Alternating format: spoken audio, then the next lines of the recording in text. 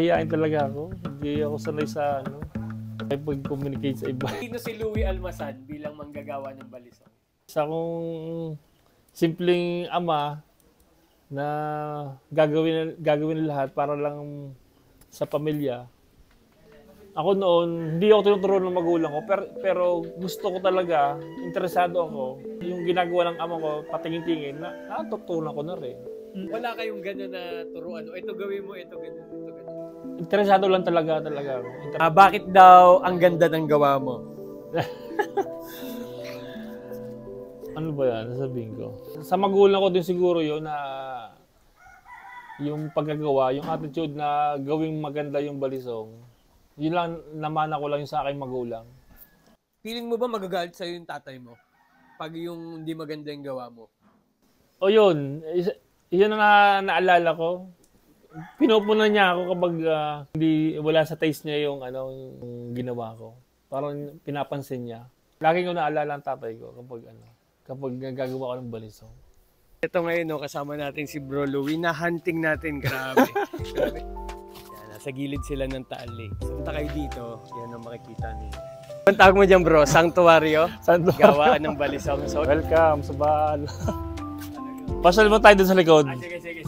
Ganda guys, oh. Kaya pala magaganda yung mga gawa niyang balisong. Gawaan at madami na yung naghahanap sa'yo eh. Bali, dito sir yung aking gawaan sa baba. Yun know? Oh. Ayan guys. Tapos ang kanyang gawaan naman ay nandito. Nandito sir, pero pasal mo tayo doon. Ikot tayo dito. Ikot lang tayo Tignan dito. natin yung Ito yung maganda, view dito. maganda spot dito eh. dito Mataas na kahoy. Oh, tapos meron silang tindahan doon sa kanyang mama, yung kaed. Pero ako taga-Taal sa Jaco doon. Ito, bali lugar ni ng Macy's. Yan talaga yung pumutok. Yan, kaya hindi parang disyerto. So guys, oh.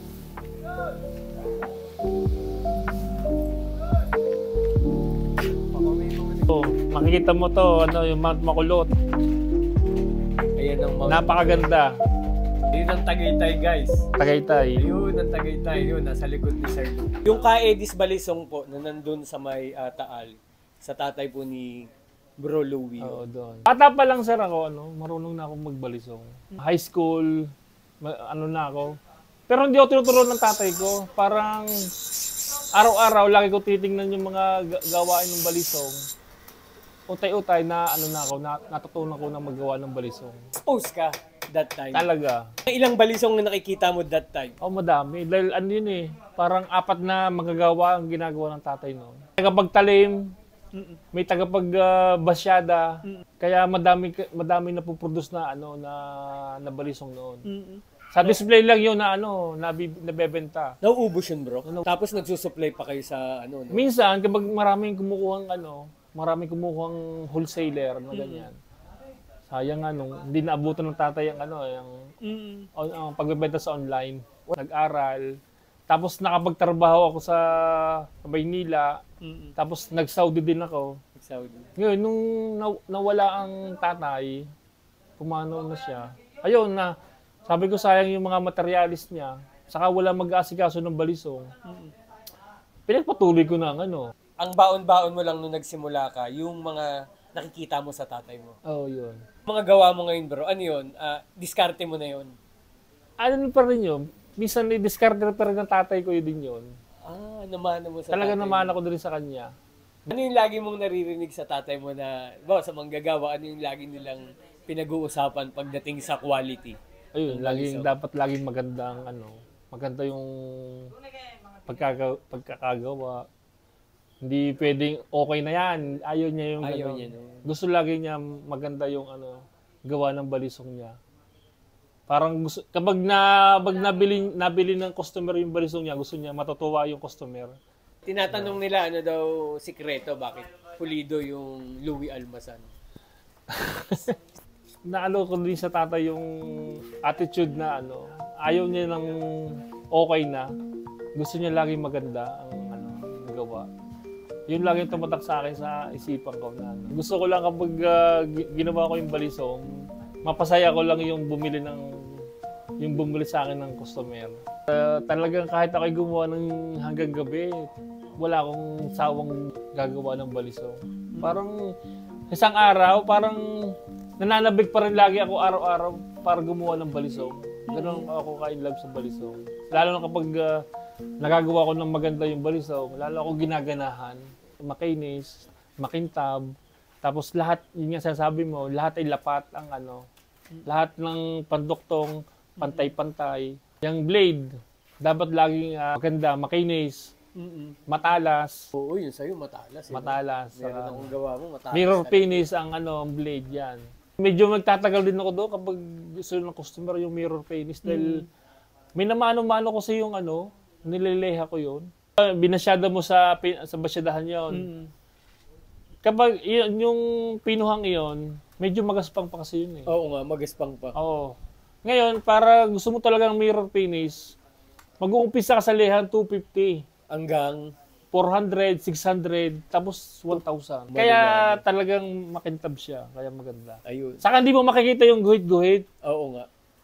na yung tama ng basyada. Masasabi mo ba bro na binuhay ka ng balisong? Balisong industry? Oo sir, sa pool lang sa tatay, balisong talaga yung kinabuhay namin. Diyan talaga. Hanggang ngayon. Kaya malaking pasalamat sa balisong. Napatigil na ako sa Saudi. Nung umuwi na ako dito, yun, nag-iisip ako anong magiging hanap buhay ko noon. Tuloy lang natin ang paggawa ng magandang balisong.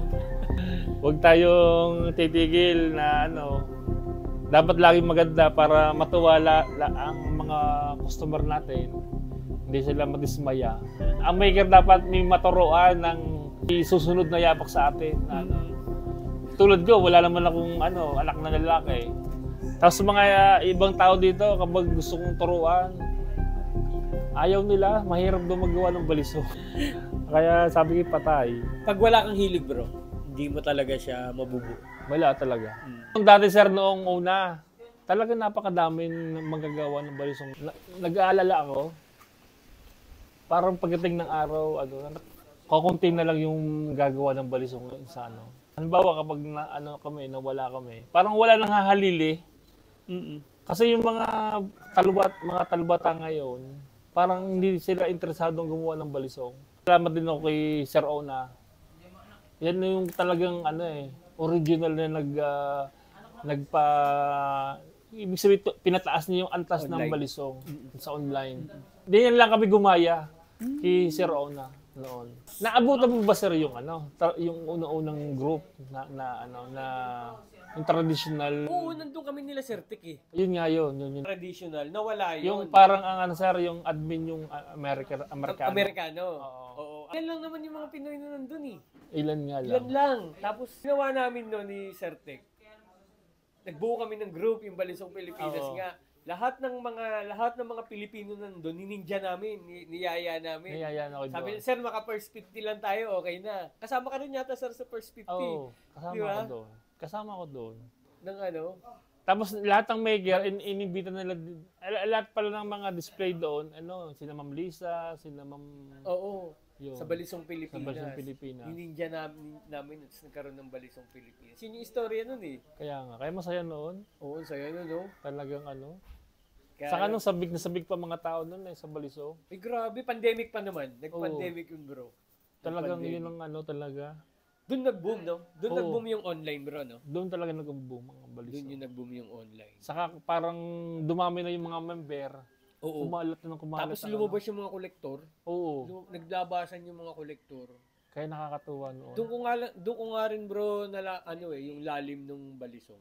Marami ding nagkakahilig sa Balisong. Ang dami. Ang dami. Yung mga kolektor talaga. Kung buhay si Papa mo, anong gusto mong sabihin? Tapos hawak mo yung Balisong na ginagawa Siguro mo. Maabot international yung Balisong mo eh. Siguro yung may pagmamalaki ko sa kanya na hindi lang ako nagsasabing maganda, may ibang tao din na nagsasabi na maganda daw ang gawa ko. Kaya siguro matutuwa din siya kapag nakita niya yung gano'n. Yung Balisong mo, mga kolektor, willing magantay kahit isang taon. Kaya pasensya na kayo kapag medyo matagal. Alam mo namang Kaya basta humingi ako ng pasensya pero hindi ano yan. Gagawin ko yan gagawin ko sa inyo yan. Ako si Louie Almasan, manggagawa ng balisong sa Batangas. Roman dyan si Sir Dong, shout out kay Sir Dong. Kay Sir Red. Yeah. Lalo si Sir Jeff, pagaling ka Sir Jeff. Tapos sino pa si Sir Salonga. Ayan. Meron pang gustong magpa-shoutout sa'yo bro eh. Yung babae. Sino daw yun? Si Ma'am Lara, nga pala. Shoutout mo bro, shoutout mo. Shoutout Ma'am Lara. Ma'am Lara, ayan. Die hard na collector. Talagang anong masasabi mo sa kanila? Personal message mo sa kanila? Ayun, ako nagpapasalamat sa inyo, mga collector, mga sumusuporta sa balisong. Napakalaking bagay ng ginagawa ninyo. Marami kayo natutulungang mga maker, saka dire-diretso yung balisong natin, hindi siya tumitigil. Kaya lalong gumaganda ang mga balisong kapag nandiyan lagi kayo. Nag-upgrade yung mga balisong natin. Si Sir Dongdong, ayan, napakabait na tao. Salamat na marami sa iyo at marami ka natutulungan. Talagang huwag kang magsawang mag-collect ng balisong at talagang malaki kabala ka. Kapag tumigil ka sa pagko-kolekta. Kaya salamat sa iyo Sir Dong. Yan, si Juicy. Hello sir, talagang isa ka pa rin sa mga kolektor na nagpapasalamat kami sa iyo. Talagang marami ka natutulungan, marami kang na-order sa amin. Lahat ng maker, in-orderan mo. Kaya malaking pasalamat namin sa iyo. Huwag ka rin titigil. Diretso lang. Si Red, ikaw pa rin. Ganun. Isa ka sa mga collector na talagang wala kang tigil sa pagsuporta sa balisong. Maraming salamat sa iyo. Dapat, dire-diretso lang ang pag-kolekta. Maraming salamat. Kay Ma'am Lara. Ayan. Salamat at nakakatuwa kahit babae ka, mahilig ka mag-kolekta ng balisong. Talagang nagpapasalamat din kami sa iyo at napopromote mo yung balisong na ginagawa namin at maraming humahanga sa mga balisong na pinopost mo. Kaya maraming salamat sa iyo. Sir Jeff. Yan, isa pa rin yan. Talagang sa pool una, yan ang number 1 na collector natin. Hanggang ngayon ay hindi pa nagsasama sa balisong. Kaya maraming salamat sa iyo, Sir Jeff. Si Sir Jeff, yung kauna-unahang nung ako nag-uumpisa, sir, siya yung customer ko sa Amerika. Siya yung nagpursige na mag-ship ako sa Amerika. Hanggang dulo. Hindi siya nagsasawa sa balisong. Hindi nga. Hanggang ngayon pa rin siya. Saka napakabait niya. Talagang namimigay siya ng balisong. Marami na siya napamigay. Kaya siya. Si Ninong, no? Ninong. Si Ninong kung tawagin natin. Meron ba? Si Miranda. Si Sir Miranda. Maraming salamat. Si Sir Ednad, yan. Isa pa rin yan. Isa pang avid fans ng balisong. Kaya pasensya na kayo at medyo matagal yung paggagawa ko. Ay, pero sigurado naman, di ba? Pero ginagawa ko naman ng paraan na ginagawa ko lahat para mapaganda yung balis niyo kapag napapunta na sa inyo.